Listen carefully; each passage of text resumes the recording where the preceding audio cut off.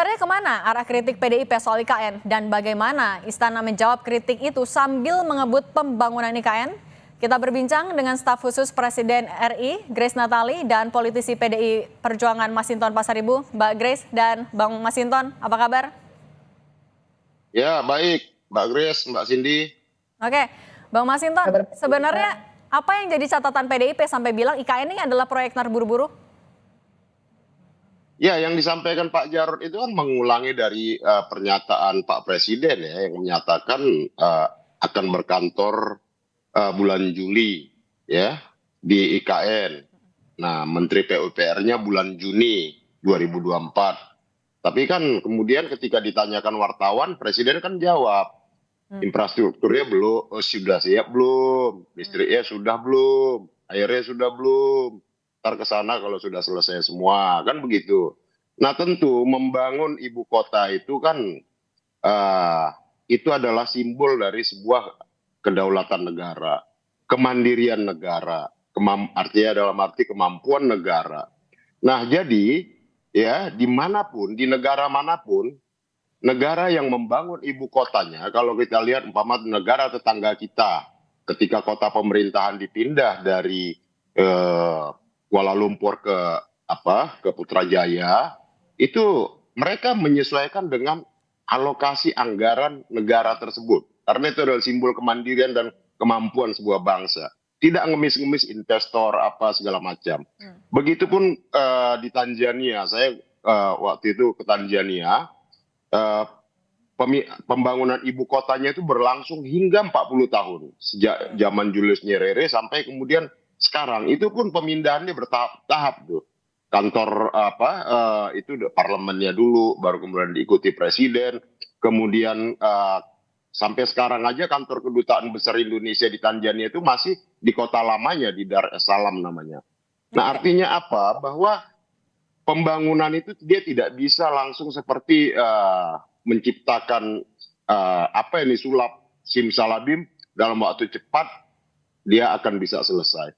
Nah tentu kita lihat semuanya ya, target-target itu kan meleset, bahkan sampai ngantor di sana pun meleset. Nah artinya apa? Bahwa Presiden menyampaikan target sekian, nah kemudian kan direvisi sendiri oleh Presiden seperti itu. Oke, Nah, artinya apa? Yang disampaikan oleh Pak Jarod adalah agar tidak perlu tergesa-gesa, tidak harus ambisius menyampaikan kepada publik. Kerjakan saja, jalankan saja sebagai Bang Masinton artinya nggak yakin Agustus sudah bisa berkantor Pak Jokowinya di sana? Ini kita kan mau bangun ibu kota, bukan membangun istana presiden saja atau istana negara. Yang kita bicarakan kan ibu kotanya. Kalau mungkin kantor pemerintahan hanya kantor presiden, ya monggo. Ceritakanlah kita sedang membangun kantor presiden, tahapannya sekian. Tapi dalam konteks ibu kotanya, ibu kota negara, ya itu kan juga perlu dijelaskan berapa persen sih baru yang bisa terrealisasi, kan begitu. Oke, baik. Saya mau ke Mbak Grace. Nah, Mbak Grace, kalau melihat targetnya kan meleset, awalnya Juni sampai Juli, tapi ternyata molor. Anda melihatnya apa yang tidak tepat sebenarnya dari kritik PDIP atau apa yang terjadi? Ya, terima kasih Mbak Cindy, juga abang saya, Bang Masinton. Update terbaru, ini semuanya masih on schedule. Jadi seperti tadi yang Bang Masinton bilang, mencontohkan dengan pembangunan ibu kota negara di negara-negara lainnya, tidak ada yang tergesa-gesa juga dalam pembangunan IKN. Bahwa ini merupakan satu rangkaian panjang yang diperkirakan nanti paling terakhirnya akan selesai itu di 2045. Jadi ini rangkaian yang panjang.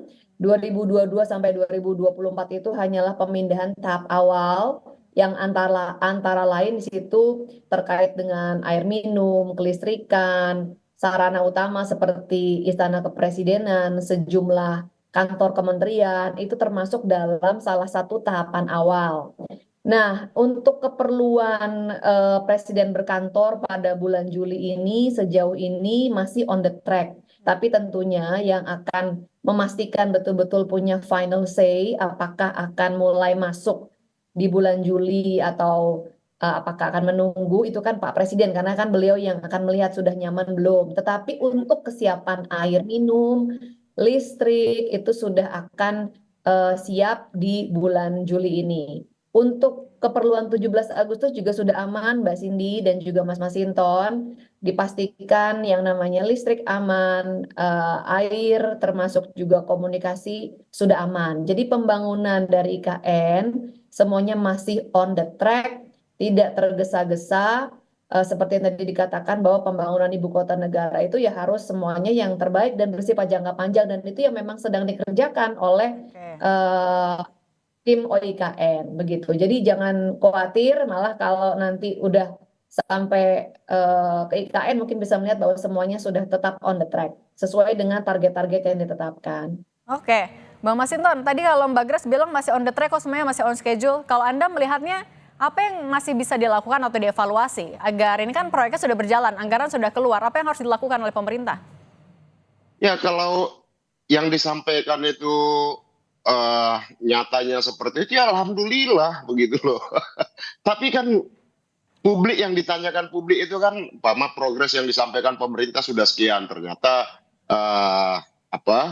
realisasinya tidak seperti itu. Kemudian banyak ya yang capaian-capaian yang disampaikan pemerintah kemudian diralat sendiri oleh pemerintah. Nah itu yang menjadi pertanyaan publik gitu, ya kan? Nah kemudian kalau kita lihat mengejar target untuk perayaan 17 Agustus yang saya khawatir malah jadi perayaan kemerdekaan itu kehilangan makna kemeriahannya. Kita memaksakan sesuatu di tempat yang memang sama sekali tidak siap, maka maknanya itu yang diselenggarakan oleh negara ya, itu malah jadi lebih meriah acara 17-an yang diinisiasi oleh masyarakat di desa-desa, di gang-gang begitu ya.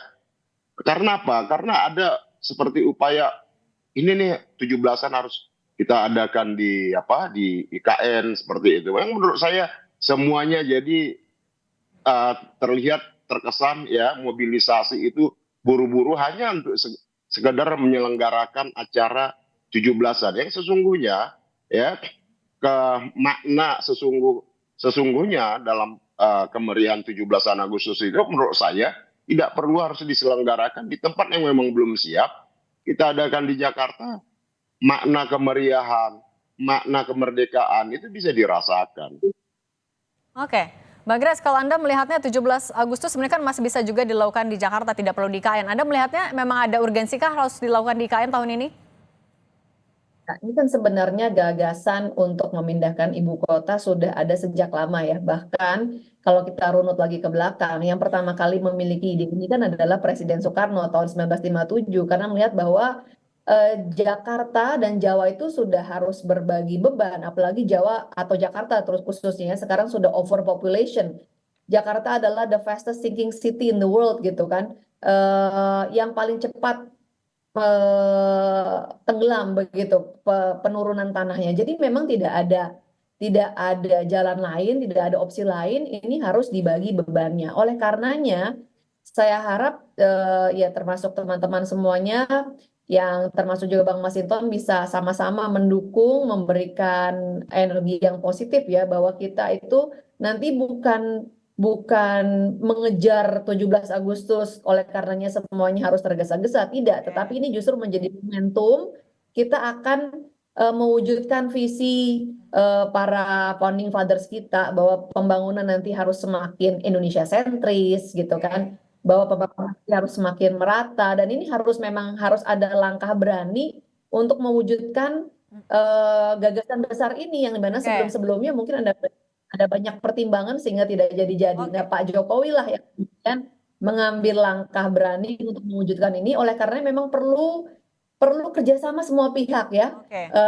Dan kita support, kita terima tentu semua masukan, mohon sabar, ini semua sedang dikerjakan. Yang pasti tidak ada tergesa-gesa, semuanya akan memenuhi kualitas yang terbaik sebagai standar sebuah ibu kota negara. Oke, baik, kita akan lihat progresnya terus pembangunan IKN sudah sejauh mana dan akan sesuai dengan target atau tidak. Terima kasih politisi PDIP Bang Masinton Pasaribu dan staf sus Presiden RI Mbak Grace Natali. Terima kasih sudah berbagi di Kompas Petang. Sehat selalu.